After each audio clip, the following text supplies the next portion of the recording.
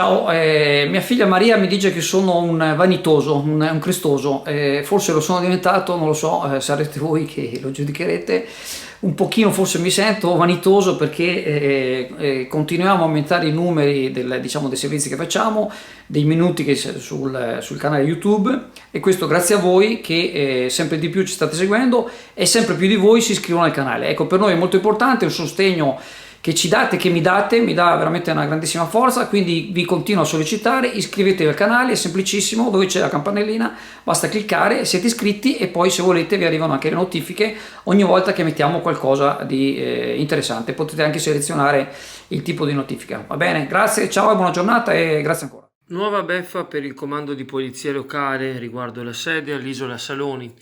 Dalla sua inaugurazione avvenuta nel marzo 2019, la struttura ha manifestato diversi problemi, tra cui infiltrazioni, servizi igienici inagibili, muffa, fessure e cattivi odori.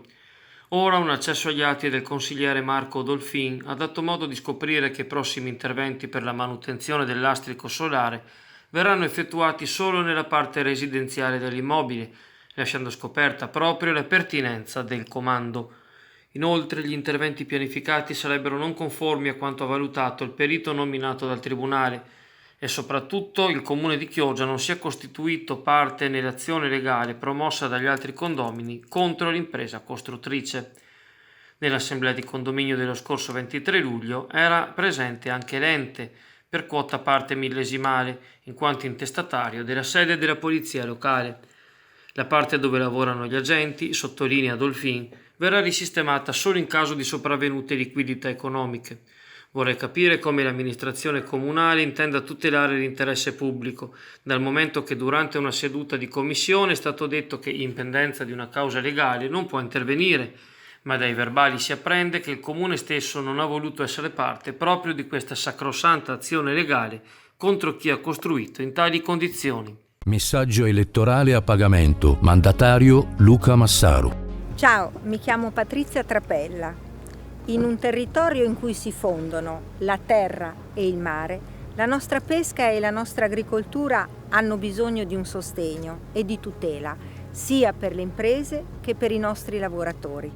Non abbocchiamo al lamo e non permettiamo che le nostre radici vengano estirpate da normative europee oggi troppo insensibili alle esigenze del nostro territorio.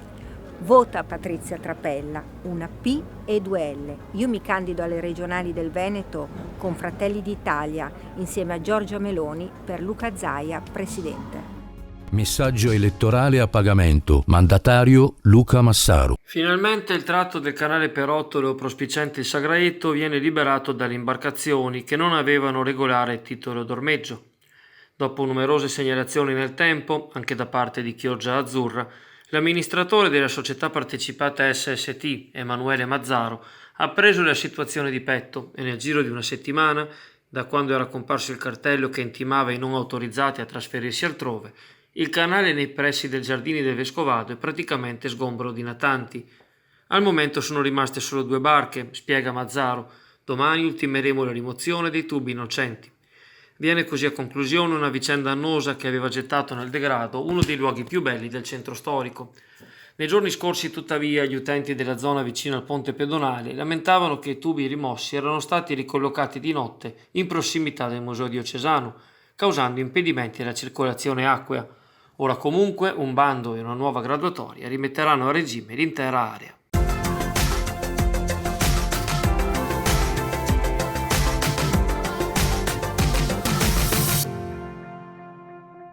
La situazione del ponte che attraversa il Brenta tra Brondolo e Calino preoccupa il Comitato Civico di Sant'Anna di Chioggia, il quale interviene in merito al cantiere dell'ANAS e ai prossimi interventi quasi concomitanti in altre parti del territorio comunale. Sono stati gli ultimi incidenti con blocco stradale per molte ore a mettere in ambascia gli esponenti del comitato, che abitando nelle frazioni a sud del comune, spesso sono interessati negativamente dalle ripercussioni lungo la strada Romea. Lo stop di lunedì mattina, affermano i cittadini di Sant'Anna, lascia intendere cosa accadrà con il senso alternato di circolazione sul ponte. Quel tir da oltre 44 tonnellate non poteva neanche passare. Secondo il comitato civico, la soluzione scelta è interrompere la continuità tra Chioggia e Sottomarina da un lato, Calino, Sant'Anna e Cavanella d'Adige dall'altro, e denota ancora una volta la noncuranza degli enti preposti e le esigenze delle persone che vivono in queste frazioni. Anche il comitato fa riferimento al secondo ponte sul Brenta, atto a contrastare il cuneo salino ma fermato dalle campagne anti-esproprio. I residenti di Sant'Anna chiedono al sindaco, oppure abitante della frazione, cosa pensi della situazione, cosa abbia fatto finora per impedire che il senso alternato si protragga per almeno 3 mesi. Intanto da lunedì prossimo, 28 settembre, dovrebbero prendere il via i lavori sempre di ANAS per la costruzione delle pensiline alle fermate degli autobus lungo la strada Romea.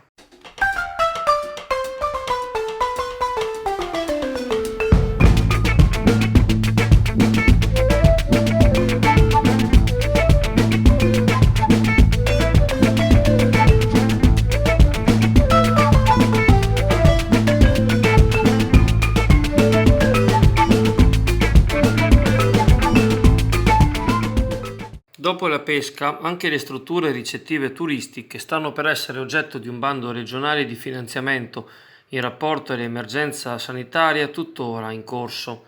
La Giunta Veneta ha approvato infatti la delibera che stanzia 3 milioni a sostegno delle piccole e medie imprese del settore per adeguare le strutture alle norme in vigore nel periodo.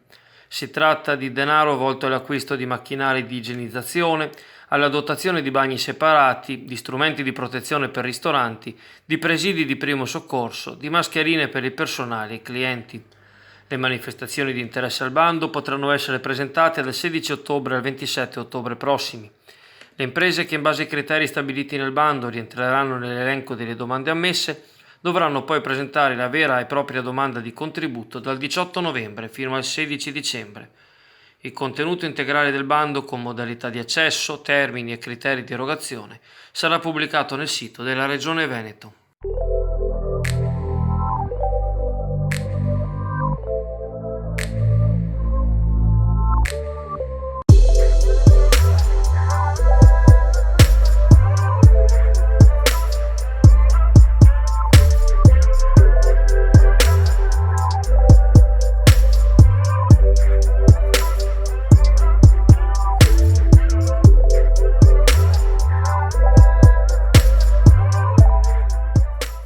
Avrà luogo domani sera, venerdì 18 settembre, dalle ore 20:30, nella sede di Brondolo in via Dolfin 3, la presentazione del nuovo corso per aspiranti volontari della Croce Rossa Italiana. Il corso inizierà martedì 22, sempre alle ore 20:30, e necessita di prenotazione attraverso la piattaforma gaia.cri.it, aprendo un proprio profilo nel canale di formazione relativo al corso numerato VEN 2020 CRI 1577. Nei mesi più duri dell'emergenza sanitaria, i volontari della Croce Rossa si sono distinti tra i vari compiti per la consegna a domicilio dei beni di prima necessità e delle medicine.